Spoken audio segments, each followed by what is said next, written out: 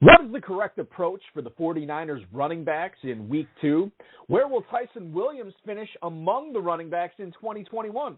And is this the weekend to go with Rob Gronkowski over Kyle Pitts in your starting lineup? Plus, the Week 1 second-place team in the 2021 FFPC main event, Garrett Lorman, swings in to talk Deebo Samuel, to talk James White, and discuss Zach Moss and so much more. We've got a great show for you. Farrell Elliott is here. I'm Eric Balkman. Stick around. Your high-stakes fantasy football hour starts now.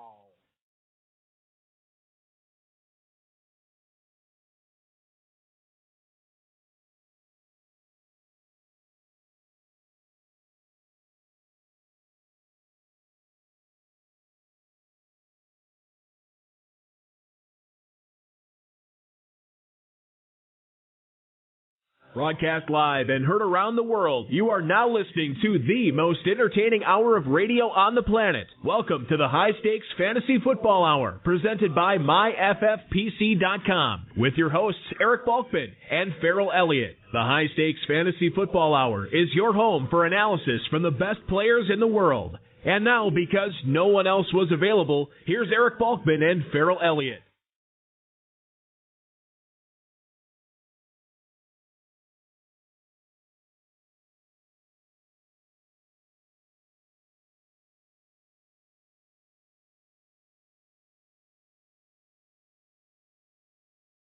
You are listening live to Week 2 of High Stakes Fantasy Football for the 2021 season. Thank you so much, Rob. Thank you to the Quiet Hollers. Remember to check out all their music at quiethollers.com. Greetings and salutations to all the Balkaholics and Ferrelliacs listening live, downloading, streaming later, whatever it is, whether you're in town here or around the world. Welcome. It's all for you. It's the latest episode of the High Stakes Fantasy Football Hour presented by MyFFPC.com. I am, as always, your slightly above average host, Eric Balkman. My co-host is the definitive commissioner of fantasy football, Farrell Elliott. Farrell, it was great seeing you in Louisville. It was great seeing you in Las Vegas. My only regret, we didn't hang out more, man. But it's a busy time for both of us those couple of weekends, man. How you been? How you doing? I'm doing really great. I'm proud that we lived through it, Balky. We had a lot of obligations, a lot of people to see. It was a blast. I would have loved to have been there longer. I can't wait to get back. I'm already planning Las Vegas FFPC 2022. Good for you, because I already started my plans for KFFSC 2022. I'm very excited for that. And by the way, I'd be remiss if I didn't mention a happy belated birthday to you, good sir. Congratulations on finally, what did you turn, 45, 44, somewhere around there? Yes, sir. You know, Balky, if you'll forgive me for not saying, I'll forgive you for asking. But, I got to tell you, it doesn't take anyone long to do the math. This was number 63. And I'm proud to say that I'm still in there swinging, just like our guest for later on tonight, Mr. Garrett. Yeah. You listen. You swing more than a lot of people. Farrell Elliott, the king of landing punches, for sure. So I'm proud to call you my friend, and I'm proud to celebrate another year on this planet with you playing fantasy football. Absolutely.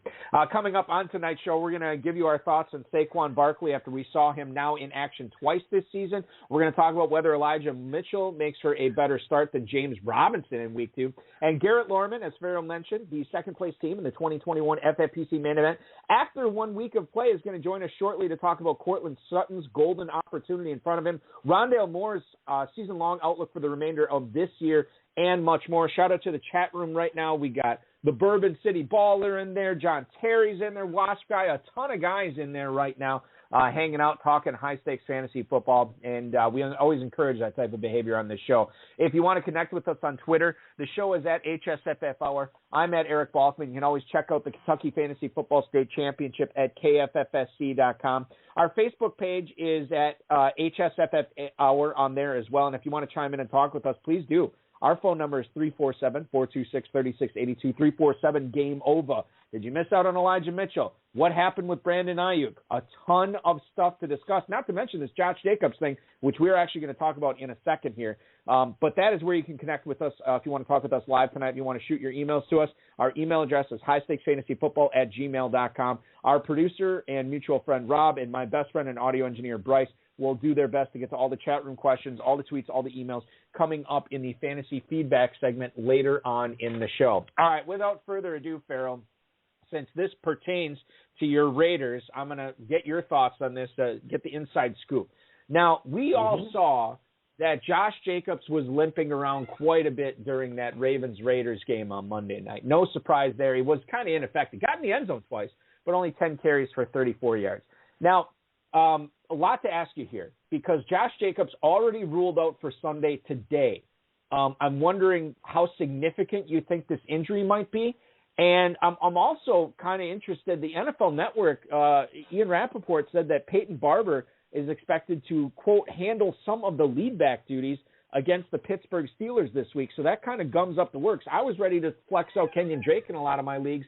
Now I'm not so sure how that backfield is going to go. So, number one, how serious do you think this Jacobs injury is? And number two, how do you handle this if you have Jacobs or even if you don't and you have Drake and or Peyton Barber on your teams? An ankle injury exacerbated by a turf toe. And turf toe only responds to one thing, and that's rest. That's what the player's getting. I think Josh Jacobs played with a lot of courage, a lot of toughness on Monday night, and good for the Raiders. They got a great classic win in Raiders fashion. That's about all you could say about that. So, they go to Pittsburgh. It's a very difficult assignment. You expect them to play from behind. Drake showed excellent receiver skills, balance, and ran very well after catching the ball against a tough Baltimore defense, which shouldn't typically allow that. I expect him to score well against Pittsburgh Steelers. I expect the Steelers to win that game. The Raiders coming off an emotional game, a Monday nighter, then going on the road to go back east and play, losing Jacobs. They got a lot of things going against them. So if you expect the Raiders to be chasing on the scoreboard, Peyton Barber's not the answer. Drake is. I'd get him in the lineup if I were you. Okay. All right. Well, that makes sense, and that's the way I'm leaning. Obviously, it kind of depends upon who you have, too, with Drake. And obviously nobody on bye, injury issues at a minimum right now, but that's the latest we have straight from the mouth of the Raider, our resident Raider himself, Farrell Elliott. Let's get into something that has been buzzing in the chat room right now. John Terry and I having a discussion on Will Fuller, Farrell. Dolphins head coach Brian Flores said that Will Fuller is already out for week 2 against the Bills with a personal issue. Cameron Wolf on Twitter was actually the one who broke this news. Now, we get it week 2, but Flores also did not say if Fuller is going to come back to the Dolphins at all this season. He was suspended for week 1. He failed a PED test at the end of the 2020 season. The Dolphins themselves have offered no insight into what exactly is going on here. Remember, he signed a 1-year, $10 million deal with Miami this offseason that was fully guaranteed. Devontae Parker, Jalen Waddle, obviously going to factor in huge into Miami's passing game again. Do you have any insight on this, Farrell? I guess for what I know right now, which is very, very little, because the Dolphins and Flores are not really commenting on this. I'm not starting Fuller, but I'm not dropping him anywhere. I want to see how this plays out. Do you have any insight into this and what you would be doing with Will Fuller? No, not at all, but I'm impressed with how the Dolphins are handling it. There's no nod or winks to the media. There's not a lot of speculation coming from inside the building. A team can coalesce around a player's coach who protects the interests of the players. And I think as they look at how Will Fuller's situation is being handled, and I'm sure all these players have some ideas as to what the player is going through. Now, he's not going to be a liability to you until the bye weeks start. And we all know Fuller to be a special player when he gets on the field. From a standpoint of who is there, you mentioned it, Parker and Waddle. And I think for the first time, Parker on the other side of him has a complementary receiver where both players do things much differently and do them very, very well. So I expect these guys to continue to do to be fantasy standouts, and the team may become the way the offense will click, especially at the quarterback position, his relationship with Waddle. Fuller's opportunity to contribute on the field, the longer he stays away, may become less. But I like the way the team is handling it, and they got a lucky bounce when New England fumbled late in the game in the scoring zone when a field goal would have lost the game for them. They got a big game this weekend. Let's see how these two receivers do. But if they keep catching the ball, running with the ball after they catch it like they have so far, Fuller may be less of a contributor at Miami than what we initially thought. For what it's worth, I was not high on Jalen Waddle coming into the season for redraft leagues, and I didn't draft him in a lot of spots. But after commissioning a bunch of drafts and sitting in some Kentucky drafts, I noticed that a lot of smart people, notably Danny Mueller, former Kentucky main event champion, and her friend Jeff Tirabassi, Cornfins himself. I noticed both those. Now, Jeff Tirabassi is a big Dolphins fan, but he's also a very successful high-stakes fantasy football player. They were taking Jalen Waddle pretty consistently in Las Vegas and in Louisville for sure, which is very interesting to me, something to keep an eye on there. All right, something that we are definitely going to keep an eye on, and maybe both eyes, and we're going to have a surgical implant for a third eye to be put in our forehead because there is so much going on with the San Francisco running game right now. Mike McDaniels. Okay, so let's break the latest news on this. Number one, Kyle Shanahan, according to the San Francisco Chronicle, said that Trey Sermon was not active week one because he, quote, wasn't one of the top three backs. Okay? So to me, that means that he wasn't healthy and active because he wasn't playing special teams. But now we found out that Mike McDaniels, who's the new offensive coordinator for the Niners, say that Trey Sermon will be active after he has looked better in practice this week. Kyle Shanahan has said, according to McDaniels, don't tell me, show me. In other words, I don't want to hear what you can do. I want to see what you can do on the field. And Sermon, according to McDaniels this week, has shown that he wants an opportunity, which is what he's going to get in week two. Elijah Mitchell obviously was insane this week as far as bidding goes. I thought I bid a ton on him. Apparently it wasn't enough because I didn't get him in any leagues. And I was just telling the guys in the chat room, too, I don't know how I feel about that yet. I don't know if I'm upset about it or if I'm not upset about it. Elijah Mitchell, 19 rushes for 104 yards and a touchdown against Detroit. Raheem Mostert out for the season. So now we have Jeff Wilson, we have Elijah Mitchell, we have Jermichael Hasty, we have Trey Sermon. So you look at this situation now, Farrell. Let me phrase it like this. And this is a question we got from Wasp Guy in the chat room earlier. And he said he wants to know, number one, who will be the running back stud later in the 2021 season? Farrell, is it going to be Elijah Mitchell, who everybody spent an arm and a leg on, or is it going to be Trey Sermon?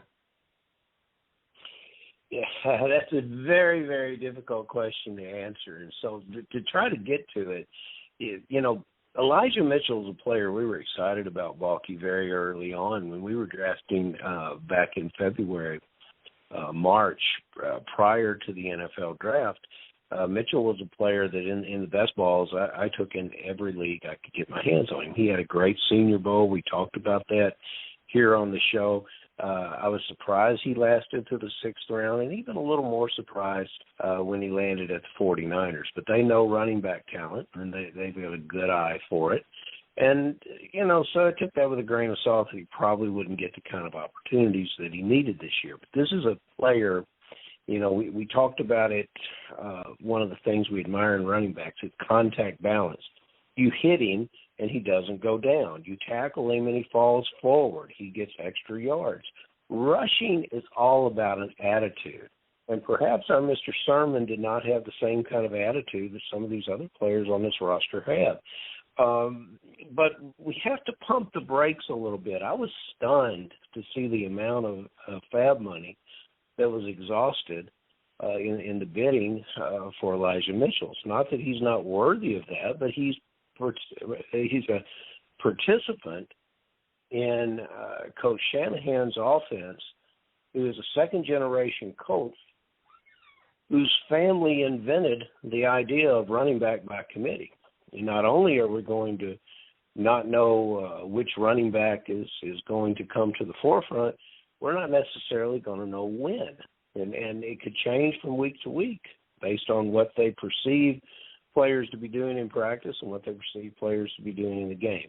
I absolutely love Mitchell, but you're going to have you're going to have a variety of games. They're going to flirt with the 20 number, and you're going to have some single-digit games as well if you count on starting him every week. And that's my prediction, and it could become very tiresome for the fantasy players to try to guess which week will be Elijah's week. And this is why the Lord, our Savior, invented best ball, so we would not have to deal with stuff like this and manage leagues throughout the season. Farrell, question from the chat regarding this, actually regarding a couple of topics we talked about already. Hudson Kern-Reeve is asking, he wants to make this clear, he's asking for John Terry. He wants to know who you would start in week 2. If you could only start either Elijah Mitchell or Kenyon Drake, which is the guy you would go with at your second running back or one of your flex positions? I'm probably going to go with Elijah Mitchell just because I loved what I saw. And, in Kenyon Drake, I loved what I saw too. But Kenyon Drake might have to catch as many as 8 balls to equal Mitchell's production this week. And in saying that, I would not be surprised if Mitchell touches the ball 5 times. So there you go. So I would basically be changing my lineup back and forth until kickoff. That would be my answer to the question.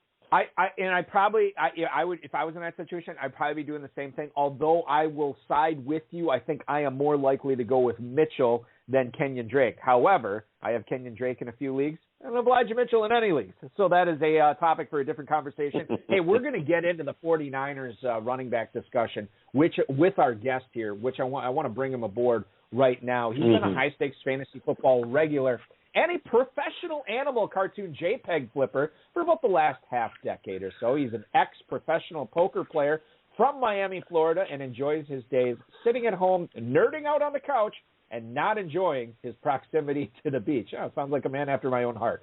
Currently, he has 9 FFPC main event football guys and best ball league titles under his belt and sits in second place among 3,000 teams in the 2021 FFPC main event. You follow him on Twitter at Garrett Lorman. Please welcome on to the High Stakes Fantasy Football Hour, Mr. Garrett Lorman. Garrett, welcome to week 2 and welcome to the show, man. Hey guys, good to be here. Thanks for having me. I'm a little confused. It's going good. I'm a little confused. I want to ask a couple of questions about the intro that we used for you tonight. Yeah, what let's is a get into professional it. Animal cartoon? Yeah, a professional animal cartoon JPEG flipper. What is that, and why are you no longer a professional poker player? Oh man, yeah. Well, on the poker, I started playing, semi-professionally when I was like 17 or 18 online, and I did it, online for about 6 or 8 years until that kind of didn't exist anymore. Everybody called it Black Friday. Then I, started playing live poker in casinos and stuff after online kind of went away. And I don't know, it just got monotonous. Like I got tired of it. It wasn't fun anymore. So I kind of hate poker now. So yeah, the animal JPEG comment. I've been flipping a lot of NFTs lately, and most of them are. That's the joke in the community. Most of them are literally cartoon animals. So yeah, I do a lot of crypto stuff now. So yeah, you know. So you're living the crypto dream. You're an NFT maven, and you're in second place for $500,000. Not a bad spot to be in right now, Garrett. No, it's all right, man. It's the weather's nice down here, so yeah, life's not too bad. So Garrett, you're trading crypto more than investing in it. You're flipping it. You're moving it. You're making trades. Well, I mean, yeah, I'm trading NFTs like within, I mean, sure. I'm super bullish long term on crypto. I mean, that's I'm never going to not hold any, specifically mostly just Ether, and a little bit of Bitcoin. But yeah, I mean, I'm blockchain is the future. So yeah, I'm super bullish long term. But within the investment, there's a lot of flipping involved. So. Well, good for you, buddy. I can see that when when we roll around into February, and even before that, I suppose, in very early January, if you continue this pace, it will be determined that you are a $500,000 FFPC main event champion, and perhaps you can select part, if not all of that, in crypto. But your ability if I can get paid out in Ether, I'll take it. There you go. There you go. I love that. Well, one of the things, there's several things about the team that you put together, your first place team, that I really like. Now, we share in common that we are very, very bullish on Jamar Chase. I thought there was just a little bit too much talk coming out of Cincinnati about how Chase was not comfortable on the field, how he complained that the ball was different from what was used in college. It looked like that it was just too much of a fine dig into his daily activity as a football player. So, leave the young player alone. Let's see how he does. Now, but I thought that I could get this player in the draft because of that I could get him at a discount. And you, when I look at the draft board here, I see that you do something different. You, Darren Armani's mojo thrown aside, you went even around before ADP on Jamar Chase. What made you reach out for this rookie player? And congratulations on doing so. Yeah, it's funny to hear that. It's funny to hear anybody say that 5'10" is early. I don't know. I've been drafting since May, actually maybe even early. Mm-hmm. I don't know, whenever these FBG starts. And he was going in like the late 4th, early 5th rounds, like all off season. So I was, I'm obviously, I was pretty excited to hear all this, preseason talk. I don't put much weight into any of that. When it comes down to it, man, like talent outweighs everything, and he's a known quantity. He's probably the most talented receiver in this draft. This is generally like this mid 5th to like end of the 7th or end of the 6th round, early 7th round. Like this is kind of a wide receiver dead zone. Like this is a running back dead zone. This is a receiver dead zone. This is a tight end dead zone. Once Fant fell out, into the 7th, like this is dead. So ADP kind of goes out the window at this point. I think after the Judy Ayuk, Chase, after Chase, it's just kind of pick who you like. For me, ADP's out the window. Like I hate all of the running backs in that range. I hate all of the receivers in that range. I think it's just take who you like. The difference between taking Jamar Chase at 5'10", I don't know, what did he fall to, like 6'9", 6'10" at some point? But when you're drafting between 10 and 12 here, specifically round 3 and 4 and 5 and 6, like this is a shitty position to draft from, honestly. Like this is not like these are just two dead zones where you are just you're reaching for whoever you like anyways. So you might as well take the best player. Fair enough. Get your guys. That's what it's all about. And you certainly did there. Congratulations. Yeah, and honestly, like if we're gonna, it's funny because my largest owned player is actually T. Higgins. I'm actually much more bullish on T. Higgins, but I think if we're talking about the Cincinnati team with Joe Burrow, all these receivers, I think there's something off when you have essentially 3 receivers being taken on in the first 6 rounds, and then you have Joe Burrow falling to the end of the 13th by the end of this main event. So there's something off there. Either Joe Burrow is undervalued or the Cincinnati receivers are undervalued or overvalued. And I think Joe Burrow is just really, really undervalued. I think he fell way too far. I think all the talk about him seeing ghosts and all that. Again, I try not to put too much stock into this preseason talk and preseason action on things that I've done my research beforehand, and the only thing I pay attention to is ADP movement and trends, and I think I was happy to see Chase fall because I'm not taking Chase over T. Higgins pretty much ever, and so my exposure to Chase early on was pretty low. So I was happy to see him fall because I wanted to get some exposure. Garrett, let's talk about the topic of the evening, and quite frankly, could be the topic of the season, depending upon which way the Niners' rushing game goes this year. But the round after you took Jamar Chase, you get Trey Sermon in the 6th as your number 2 back behind Jonathan Taylor.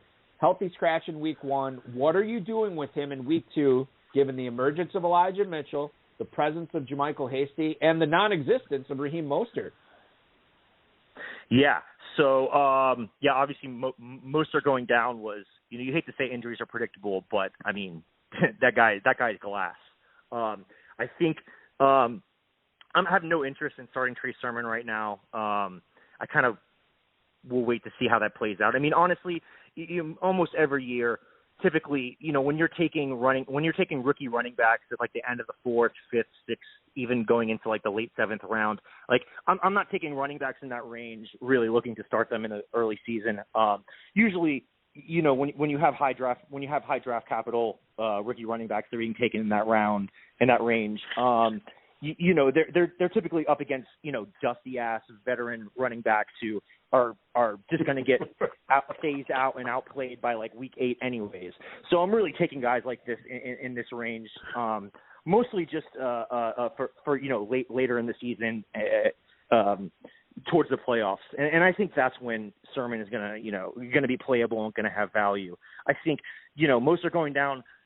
Was definitely interesting. I know I heard you guys talking about Elijah Mitchell earlier and the FAAB price for him, which is, I will just say, it's absolutely ridiculous. It's so far beyond what he's worth. It's so disgustingly beyond what he's worth. I mean, truly, like my partner Eric and I, we do 10-man events this year and a bunch of FBG and a bunch of private leagues and other stuff. And I mean, I think we actually have zero Elijah Mitchell exposure. And I mean, it's we talked about it before the season and you just didn't get around to taking any 20th round. And then I think we put in. I mean, we knew what he was going to go for this week, and we knew that like it was way overpriced. I mean, personally, if you ask me, I think he should have been going for like 250 or 300. I knew he was going to be going for like 7 or 8. We put in, I think, pretty much 550, 560 across the board, knowing that we weren't going to get any. But just you got to keep people honest in these leagues. So we put those bids in, and I think we ended up with like 70% Hasty ownership, which honestly I'm more interested in than Mitchell at the price. I think. For him to be going for 750, 800 when he's not even looking at a bell cow roll, I mean, it's actually insane. Shanahan. So let's stay there at San Francisco, because I think everybody except the people that won the bids share this opinion with you. And I put in a protest bid in a couple leagues for $1, where people can say, "You think Farrell really thought he was going to get him for $1?" But okay, let's move to this wide receiver position. And this is an interesting commentary that happens with Sherman. Balky brought up the fact that the coaches thought that Mitchell and other running backs had actually outplayed Sermon in camp, and we have the same thing happening at the wide receiver position. And I've always loved this. I've always loved a team that's going to reward the players for looking good in practice. And, Trent Sherfield came in and he got snaps, especially around the goal line. Trey Lance hit him with the first touchdown pass of his career. And Sherfield, the great story as a player, I saw that, 3 years in Arizona, he leaves Arizona. He hardly could ever get on the field because of the wide receiver talent. And I said, now he's going to 49ers. He can't get a break. So good for him that he's on the field. Deebo Samuel surprised me with his terrific play. I wonder if he'll continue with that way throughout the year. And what, if you have any Brandon Ayuk shares, if you have this player rostered, what are you going to do with him going forward? Yeah, we do, and I'm glad we're getting back to receivers, because let's be honest, running backs are worthless. We typically if we're going to spend a first or a second round pick on a running back, we just throw that position away until round 9 or 10. We did kind of go on a little spending spree here with Trey Sermon. So yeah, we did spend a little bit more than we normally like to at this position. So glad to we're piss boys. We paint it yellow. So yeah, I mean, let's talk about some receivers here. Yeah, Deebo. Look, Deebo. Debo plays an entirely different role than Ayuk does, right? I mean, not to go back to running backs again, but I mean, this is the same thing as Shanahan offenses and running backs, right? Like, he always has the whole reason that like Sermon is never going to be a bell cow is because going back to Atlanta, right? Like, Shanahan always has two running back offenses, and the running backs perform different duties, right? And so Ayuk obviously, performs different duty than Debo. Debo's going to have the manufactured touches. He's going to be the volume receiver, right? And so, like, obviously, I think typically when you have these like kind of ambiguous situations where like you're not really sure who's going to get the touches, who's going to get the volume, I typically like to take the cheaper option. And I think Debo kind of fulfills that role. Like, he's a volume receiver. Whether he's like the number one, no, he's not the number one because Kittle's the number one, right? I mean, Kittle's the number one receiver on that team always. So like the question is really like who's the number two, right? And I think like, yeah, I think this whole Ayuk thing is blown out of proportion. I know they said it was like a work ethic thing, but I think it's really just he tweaked his hamstring like around I think week 3 or something. I read. So am I concerned with starting Ayuk this week? Yeah, maybe. I'm probably still starting him comfortably. It depends who the other options are. I mean, we typically take a shitload of receivers, so like typically our teams are going to have tons of options. Yeah. So we're probably not going to start him, but like because we probably have 6 startable receivers on most teams.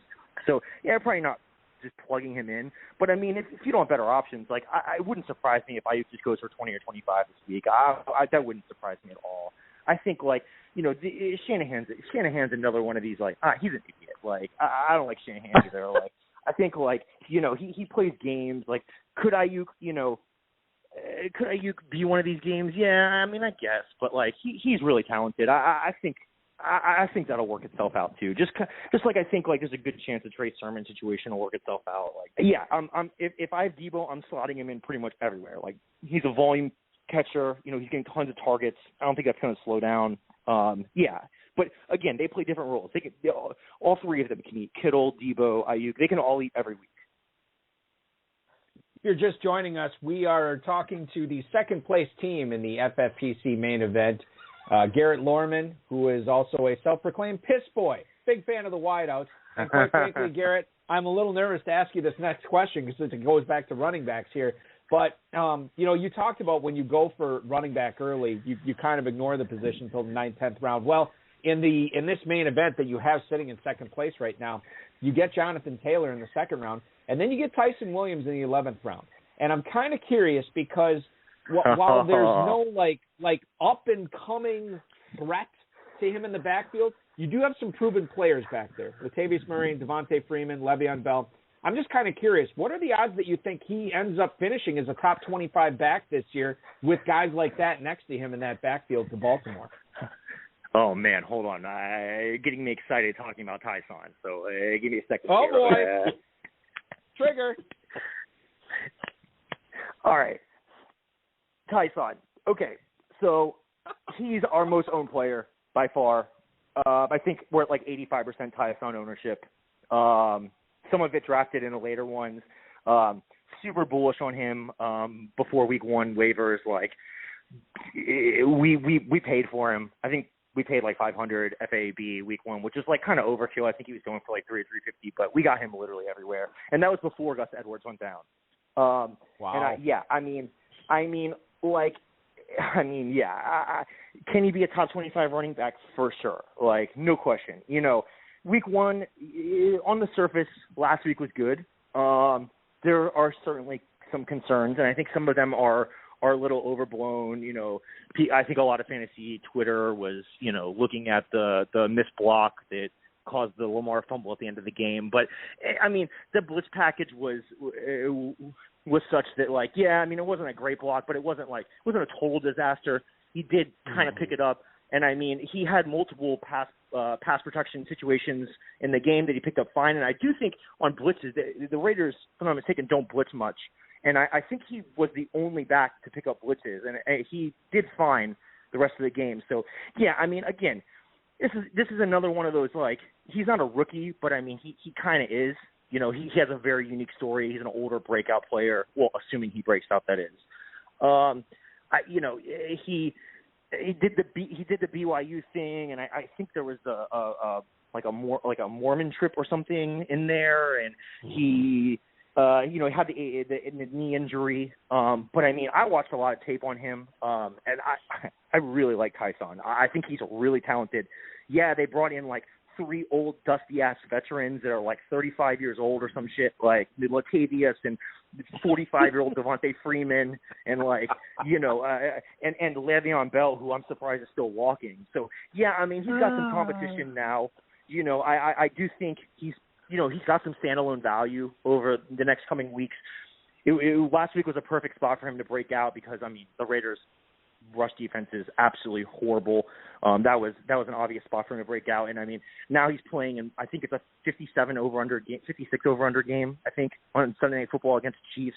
So I mean this is another spot where like plenty of chances for him to put up a decent game. I mean even if he doesn't have a good game, he's still got enough standalone value where like if you go 0 running back, like he's totally fine to slot in. But I mean my real interest in him is, I mean again, all these veterans, like, they're dust. I mean, they're going to be dust by, like, week 7. Like, they're going to be done. Like, I just want him to, like, outlast these guys and he can be a bell cow back by playoff time. And, again, like, when you take these like, young, kind of new, fresh, like, rookie running back, or not, he's not a rookie, but, like, kind of. You're just drafting him for later in the season, right? Like, You take these Sermons, these Tyson Williams, and then you get some, kind of bullshit receiving backs like, I don't know, Gio or James White or some guys that can, like, stand there and catch some passes and be fine, put up your 9 points a week at running back 2 until playoff time comes, and then you have a bell cow starting running back eventually if you take enough of them. So it's just a volume. Well, I saw some things in Tyson Williams that will make me look away from the fact that he missed a block or two. I'm right there with you. You say you don't like the way Shanahan handles some of his players, and I'm there with you. Players like to play, so up and down the roster, these guys like the fact that they get on the field. But damn, you don't like Shanahan, but you love his players, and you drafted another one. You waited on quarterback, which I called myself waiting on quarterback. I waited to the 9th round in one main event team to get Herbert, to the 13th. And the 13th, I got Stafford, and I thought I did a good job. You, my friend, were very impressive. However, in the 12th round, and my great pal Bobby Sangerman will get a smile out of this. In the 12th round, you drafted another 49er. We can't get out of San Francisco tonight. I know, you drafted man. Trey Lance. Your first quarterback's not playing. And then you waited to the 18th and drafted Winston, which, you got by with that in week 1. I'm curious to know how that's going to play out during the year. What were you thinking about at the quarterback position? And more importantly, does this 12 and 18 quarterback combination of Lance and Winston, does that mirror what you do everywhere, or was that just an outlier? Yeah, I mean, obviously, like, you try not to have the exact same constructions, when you're doing volume. Sure. But, yeah, I mean, typically, yeah. I mean, again, this is a year-to-year thing. I mean, this is a this-year thing. I know last year we were taking a lot of these, 7th, 8th round Kyler type of, like, running quarterbacks. Mm-hmm. I mean, I'm still very big on I think if your quarterback needs to either be a slanger, but he has to run. And I think Trey Lance accomplishes that. I mean, if you look at the percentage of guys drafted in the top end of the first round, like they always start. I mean, they're always starting by like the team's bye. So like the same with Fields. I think Fields and Lance, I mean, they're comparable. Like they're both good. They're both going to run a lot. They're both going to put up a lot of points on the ground. Like they're very, very safe plays. And I think this team in particular, like obviously once we take Sermon and Debo, we have to complete the stack at that point, especially at this price.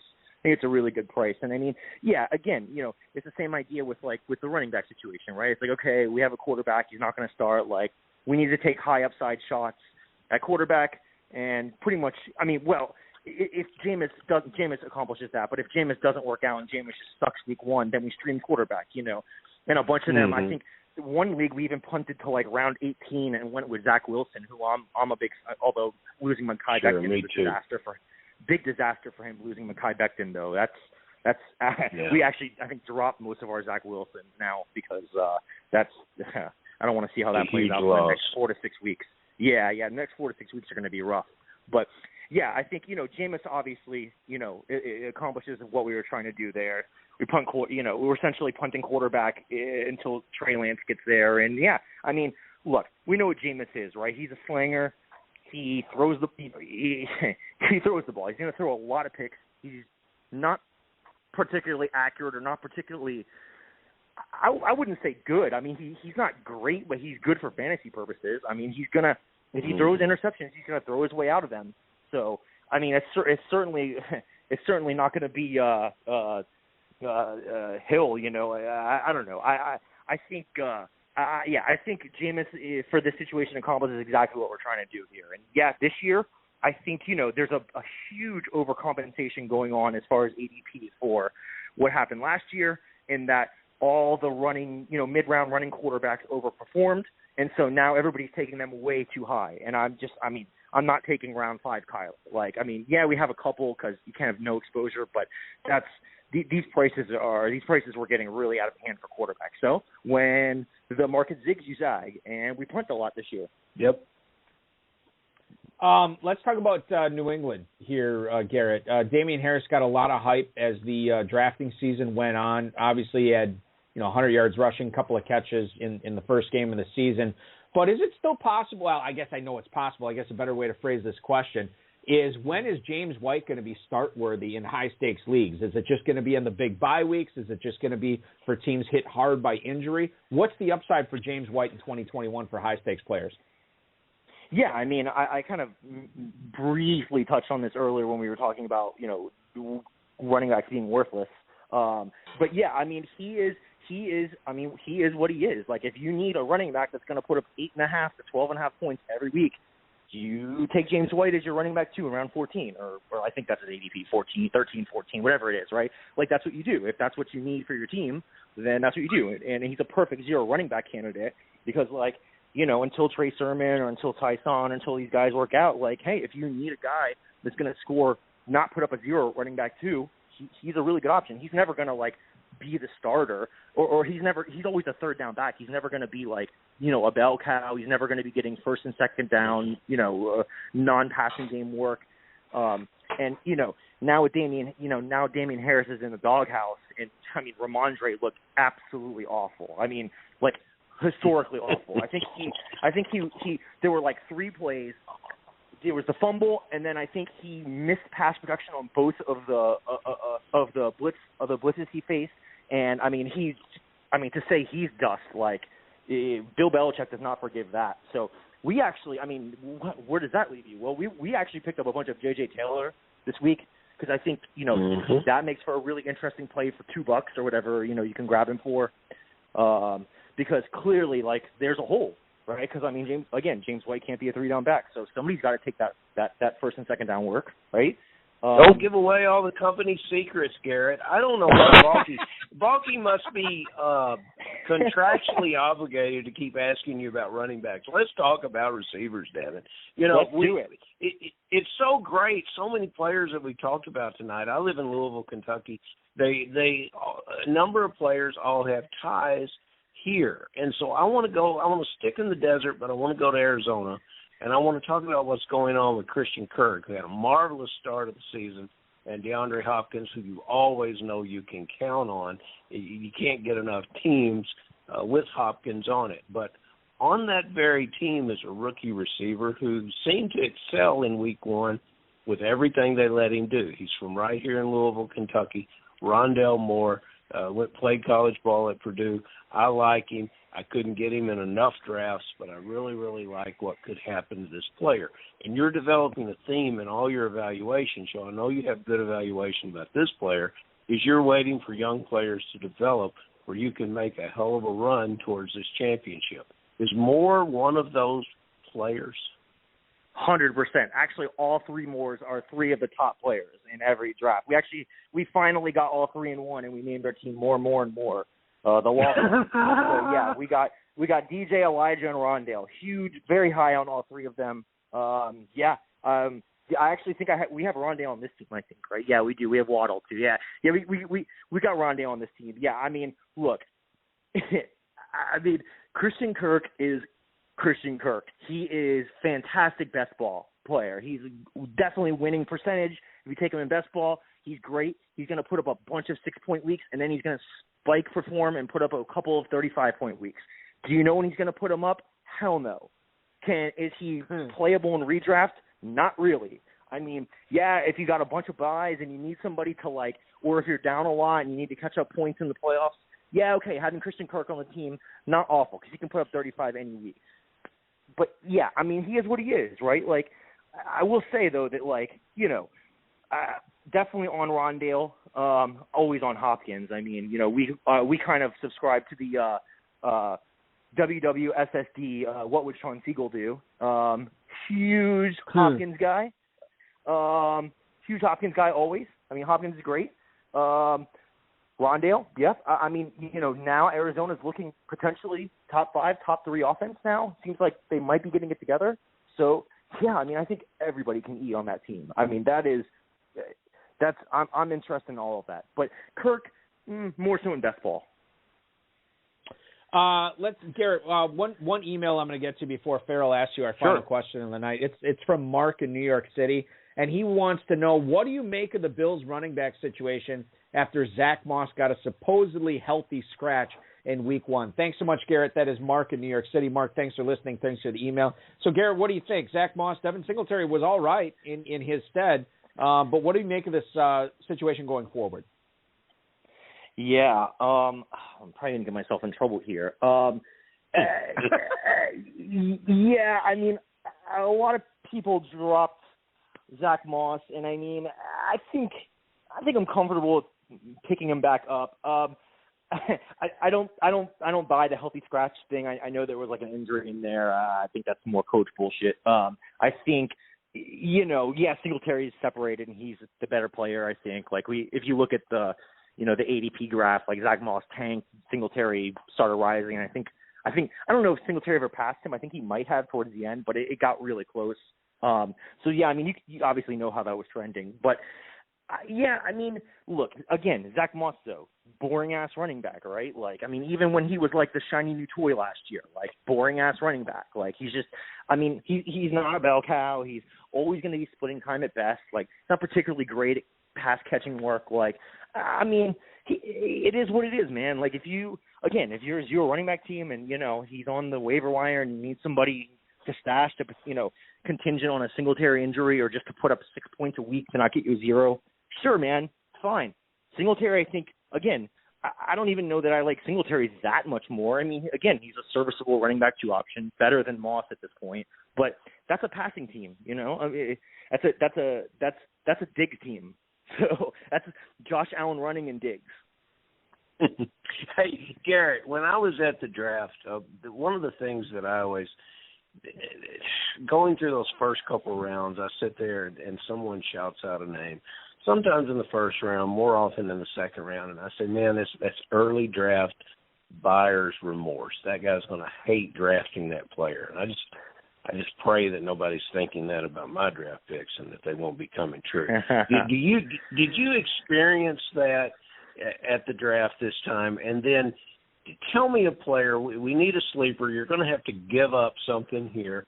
Give me a sleeper, and you touched on a couple that might be a good addition to a fantasy lineup, whether you're going to use them or not, a sleeper that you like for this weekend.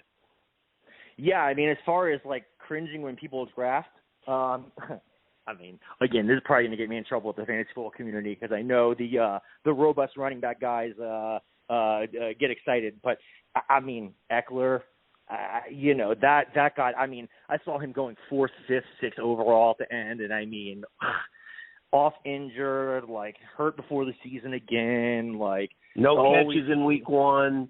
Yeah, he doesn't have Phillip Rivers dumping the ball off anymore. I don't know, man. It's I don't know, man. It's I think another one is Zeke. Look, I mean that week 1, if you have Zeke, I would be panicking. That was a disaster. I mean, he looked skittish. He looked bad. Pollard looked good. Pollard is getting the pass catching work. I mean, if you're in a league where you can trade, I would, or if you're in, I don't know, I don't even know that you could sell Dynasty on for Zeke sure. at this point.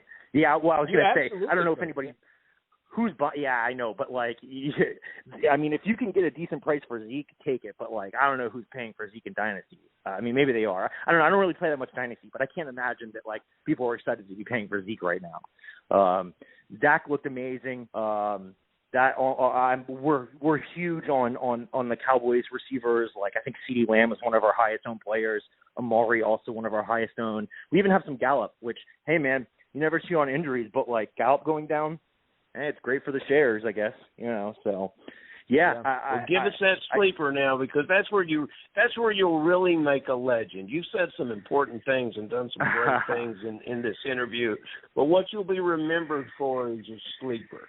You've got the opportunity to give the number 1 week sleeper going into week 2. Nobody else get that. Who's it going to be? I mean, you want a week 2 sleeper or a rest of the season sleeper? I mean, obviously, we need a guy that you're going to put in your lineup this week. Yeah, week 2. Week 2 for sure. Week 2. Damn. I mean, there's actually multiple of the exact same spot where we sat Saquon for Tyson. So I guess, I don't think Tyson's going to get bell cow work, but I mean, that's a very high over-under on Sunday Night Football. We benched Saquon, so I mean, I don't know. I guess I would say Tyson. I mean, another one I really like, Juwan Johnson. There you go. Now that's a sleep. Yeah, a little bit. Now, what do you like about that player other than his 2 touchdowns in opening week? Well, I mean, he's a receiver, and you guys have him as a tight end. I think you're the only company that has him as a tight end. So, a 1.5 PPR. I mean, you have a receiver, a good athletic receiver who you're getting 1.5 PPR. So, yeah, I mean, I actually was surprised to see you guys mark him as a tight end, but yeah, I mean, hey, we'll take the gift. The gift indeed. And the gift that keeps on giving is Garrett Lorman, ladies and gentlemen. If you want more advice and more fantasy football, and maybe some crypto stuff as well, follow Garrett on Twitter at Garrett Lorman. Absolutely. Perhaps and before I go, go ahead. I told him I was going to give him a shout out. Track Rock, yo homie, I see the top 5 FPG team. We didn't paint it purple here. We were piss boys, painted it yellow, but I see you, dude. I see you. Yeah, Crack Rock's doing very well in the Football Guys Players Championship for sure. Yeah, man, he's cranking it purple. Cranking it purple, man. In the FFPC minute. The Piss Boys had a great week 1. Anybody who cranked purple in week 1 is looking good as well. If you cranked the right purple, I guess that is. And Garrett, it was a pleasure talking to you tonight, man. We follow you on Twitter thanks for having me. I Lorman. appreciate it. This was such a treat for you or for us, and I want to wish you nothing but the best of luck the remainder of the season, man. Hopefully we're talking again with you holding that big check at the end. Hey, man, anytime. I'd love to come back, man. I'm going to finish my bourbon here to the Kentucky guy, and let's go. Let's do it. Good job, Garrett. Garrett, be good, man. We'll talk to you later. Cheers, man. Have a good night, guys. Thanks. Garrett Lorman, ladies and gentlemen. Follow him on Twitter at Garrett Lorman. This is good stuff, Farrell. Oh, this is the kind of energy that we need in fantasy football, bringing in these young guys with this kind of perspective on it, and I love it, and whether or not, he got bored with poker. He got tired of playing online and live. They took that away from him online as a young guy. He's never going to get tired of fantasy football, and I can tell that he loves the game. He's knowledgeable about the game. He's wrong about Zeke. He wasn't wrong about a lot of things, but he's wrong about Zeke. I hope you are right about him being wrong about Zeke for sure, Farrell. Yeah, he's wrong about Zeke, and Zeke represented a lot of value Friday and Saturday at the draft. But he's spot on about what he wants to do.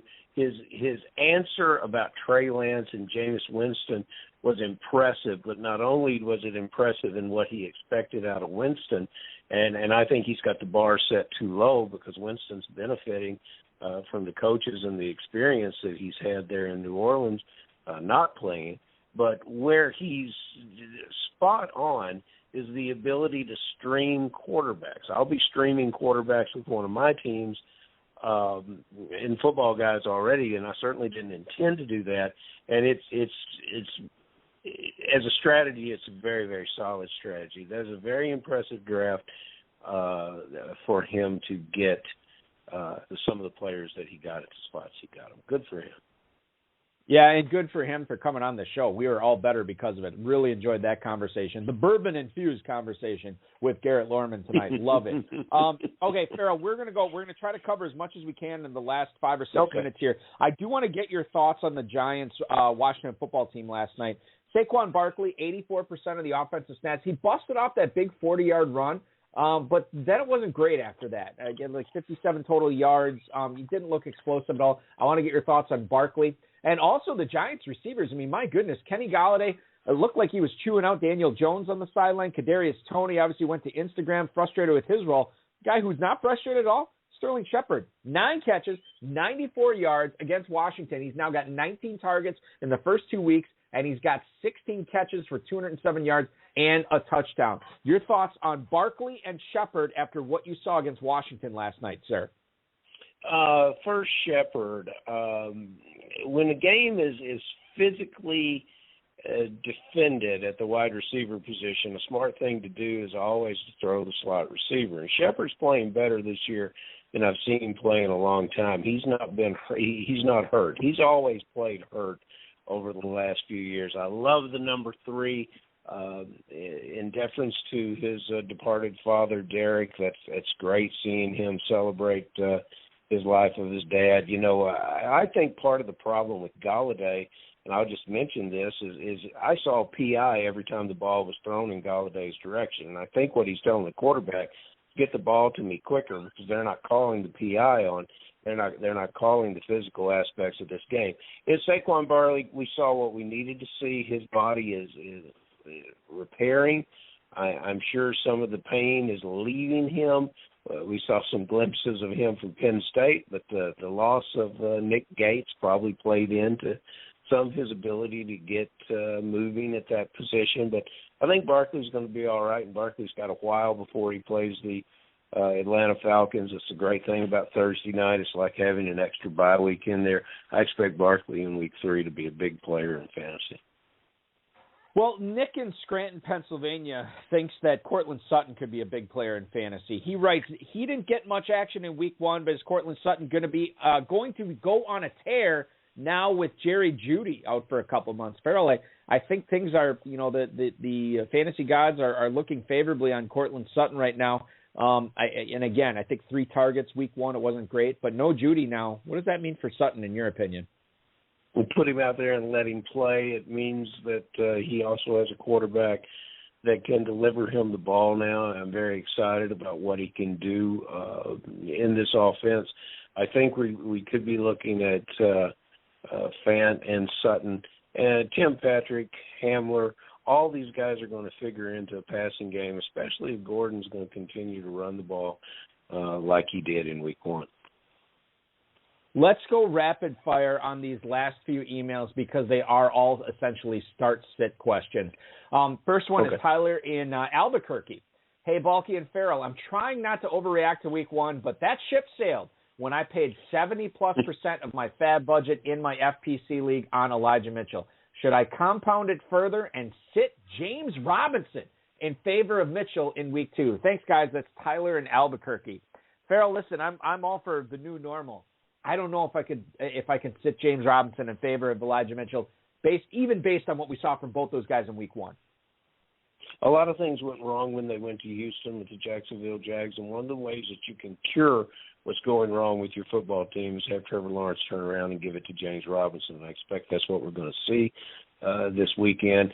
I'd like to have Elijah Mitchell in my lineup, but not at the expense of James Robinson. We are of one mind on that one. Matt in Acton, Massachusetts. Hey, fellas, I was pleasantly surprised with what I got from Jalen Waddle in week 1, although he was on my bench. Should I roll with him over Marvin Jones this weekend? So just to talk about the matchups here real quick, Jalen Waddle is at home against the Buffalo Bills. Marvin Jones is at home also, but he is against the Denver Broncos. Farrell, where does the value lie there? Where would you go? Would you go Waddle or MJ Jr.? I'm probably going to look to Marvin Jones just because I loved everything he did. We watched that ball careen when Derek Carr threw it to Willie Snead and fly up in the air down around the goal line. Trevor Lawrence had another missile in short area, and Marvin Jones brought it in. Marvin Jones was not the leading receiver for this team, but he was the most successful receiver. He got open, and he gave his rookie quarterback a lot of options that the other receivers didn't. I think Marvin Jones is the calm veteran influence for Lawrence. And look, they threw the ball in the 50s. They're going to still throw the ball a great deal at Jacksonville. We know he's going to sling it. I think Marvin Jones is a beneficiary of that. Miami has a lot of ways they can win in what should be a slugfest with the Buffalo Bills. I'm going to go with Marvin Jones here.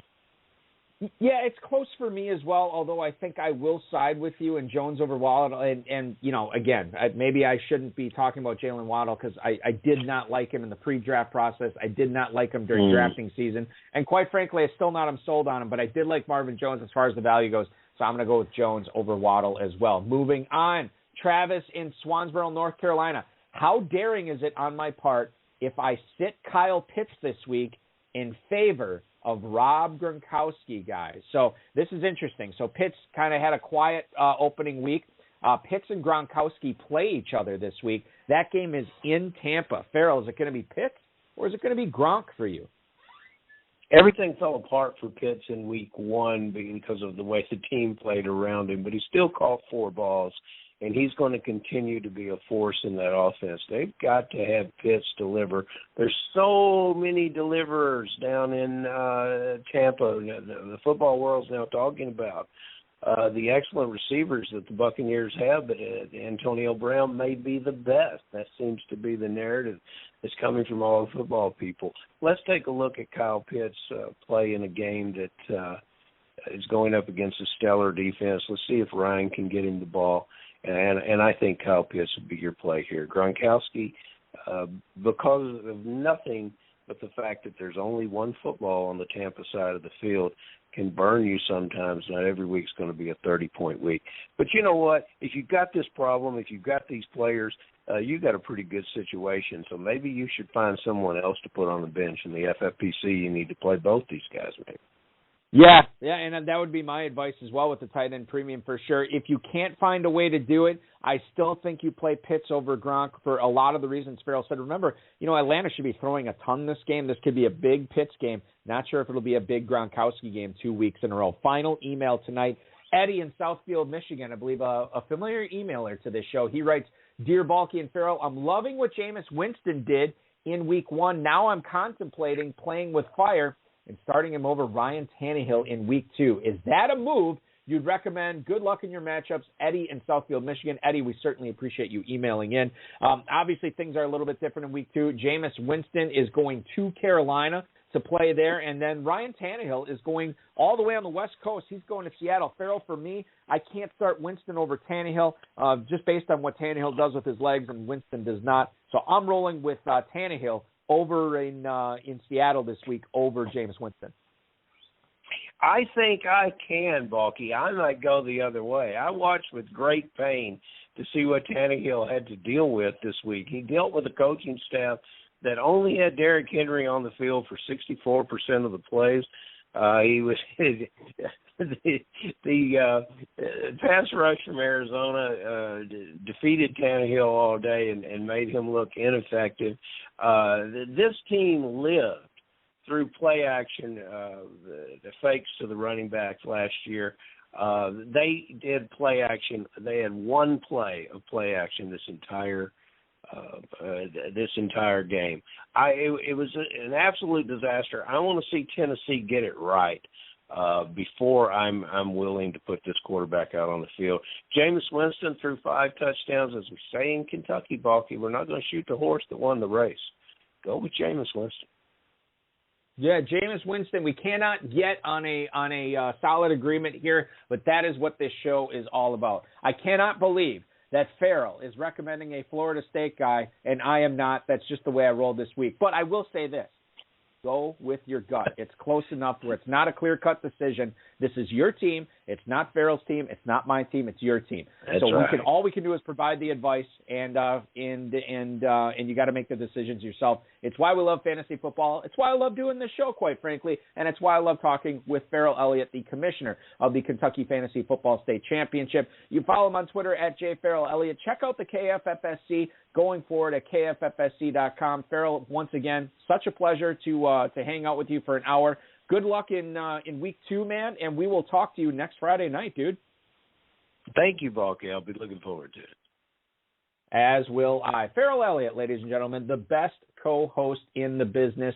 That completes this evening's programming. I want to thank Garrett Lorman. I want to thank Farrell Elliott. I want to thank the FFPC, and I want to thank Rob, Bryce, and, of course, each and every one of you for popping on and hanging out with us this evening. We will be back next week again after our little 2-week hiatus for the Draftathon and then the live events at the FFPC main event. But we're going to be back next week. Week 1 main event, 4th place team owner Jason Tavares will be our guest next week at 10/9 Central. Can't wait to talk with him as well. Good luck to everybody in week 2. Good luck in your fab bidding for Sunday morning, and I hope the ball bounces your way. The week 2 weekend starts now. This has been another episode of the High Stakes Fantasy Football Hour, presented by MyFFPC.com. It was broadcast live and heard around the world. Balky and Farrell will be back next week with more analysis, interviews, and advice from guests much smarter than they are. Thanks for listening, and we'll talk with you again next week.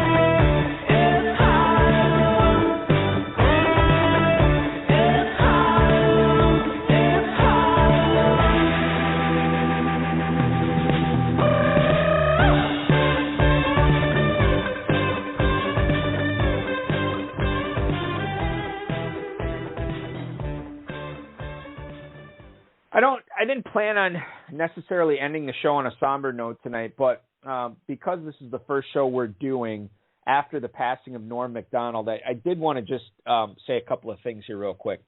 I'm a huge Saturday Night Live fan. I have been for pretty much all my life, and a lot of the people I talk to say, well, what was your favorite era of SNL? And for me, it was that late 80s, early to mid-90s era with Carvey and Mike Myers, Adam Sandler, David Spade, Rob Schneider, Chris Farley, and, of course, Norm Macdonald, who was doing Weekend Update back then.